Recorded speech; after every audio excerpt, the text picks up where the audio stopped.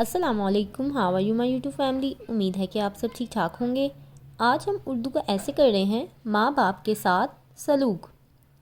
ماں باپ جنہوں نے ہمیں جنا اور پالا، ہماری تربیت کی، ہمیں پڑھایا، انسانیت سکھائی، دنیا میں رہنے کے آداب سکھائے اور زندگی کے اتار چڑھاؤ بتائے۔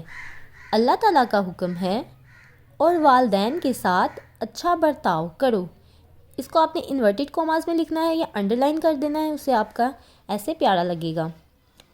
حضور نبی کریم صلی اللہ تعالیٰ علیہ وآلہ وسلم سے حضرت عبداللہ بن مسعود رضی اللہ نے پوچھا کہ کون سا عمل خدا کو سب سے زیادہ محبوب ہے؟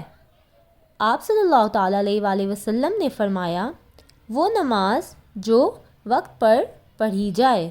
انہوں نے پھر پوچھا، اس کے بعد کون سا کام خدا کو سب سے زیادہ محبوب ہے یعنی پسند ہے؟ تو آپ صلی اللہ علیہ وسلم نے فرمایا، ماں باپ کے ساتھ حسن سلوک۔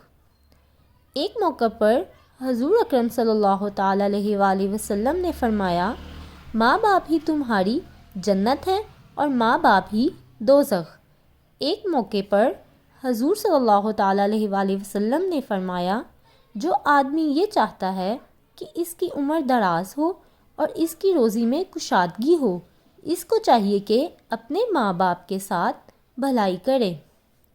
ایک دفعہ ایک آدمی نے حضور صلی اللہ تعالیٰ علیہ وآلہ وسلم کے پاس آ کر اپنے باپ کی شکایت کی کہ وہ جب چاہتے ہیں میرا مال لے لیتے ہیں۔ حضرت نبی صلی اللہ تعالیٰ علیہ وآلہ وسلم نے اس کے باپ کو بلوایا تو ایک بوڑھا شخص کمزور والا لاٹھی ٹیکتا ہوا حاضر ہوا۔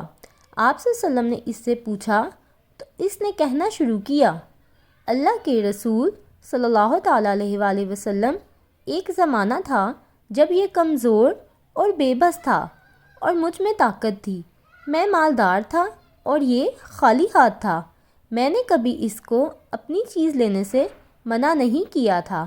آج میں کمزور ہوں اور یہ تندرست و توانا ہے، میں خالی ہاتھ ہوں اور یہ مالدار ہے اور اپنا مال مجھ سے بچا بچا کر رکھتا ہے۔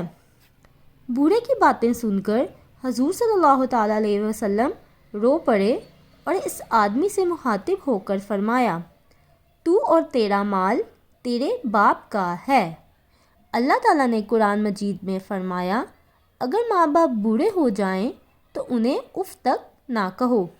ظاہر ہے کہ اولاد پر ماں باپ کے حقوق ایسے ہیں کہ ان کا ادا کرنا ہی اولاد کے لیے مناسب ہے، تاکہ جہاں وہ اپنے ماں باپ کی اطاعت، فرما برداری اور خدمت گزاری میں منفرد اور مثالی بیٹا بنے، اس کی اولاد بھی اس سے ویسا ہی نیک سلوک کرے اور اس کا بڑھاپا بھی اپنے ماں باپ کی طرح اچھا گزرے۔